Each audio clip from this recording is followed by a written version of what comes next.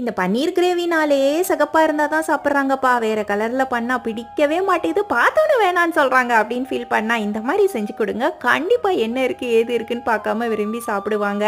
ஒரு 1/4 கட்டு அளவுக்கு மட்டும் பாலக்கீரையை சுடு தண்ணியில் போட்டு எடுத்துட்டு கொத்தமல்லி தண்டு, பச்சை மிளகாய், இஞ்சி பூண்டு வச்சு அரைச்சி எடுத்துக்கோங்க. 350 கிராம் பன்னீர், ஒரு பாக்கெட் பன்னீரில் பாதி கியூபாக கட் பண்ணி மஸ்டர்ட் ஆயிலில் வறுத்து எடுத்துக்கோங்க. பாதியை திருவி ரெடி பண்ணிக்கோங்க. அவ்வளோதான், சிம்பிளான தாளிப்பு தான். ஒரு பெரிய வெங்காயம், 2 தக்காளி நல்லா கனிஞ்சு வதங்கட்டும். அரைச்சி வச்சிருக்க பாலக் பேஸ்ட்டு, மசாலா கூட தேவையில்லாமல் நிறைய ஆட் பண்ண வேணாம். இந்த 3 பவுடர் இருந்தால் போதும். லைட்டாக வதக்கி விட்டுட்டு மூடி போட்டுட்டு லோ ஃப்ளேமில் நல்ல எண்ணெய் பிரிஞ்சு பச்சை வாசனை போகிற வரைக்கும் வெயிட் பண்ணுங்க. இந்த ஸ்டேஜில் திருவி வச்ச பன்னீர், வறுத்த பன்னீர், கொஞ்சமாக க்ரீமோ லேசாக பாலோ சேர்த்து கிளறி எடுத்து கொடுத்து பாருங்க.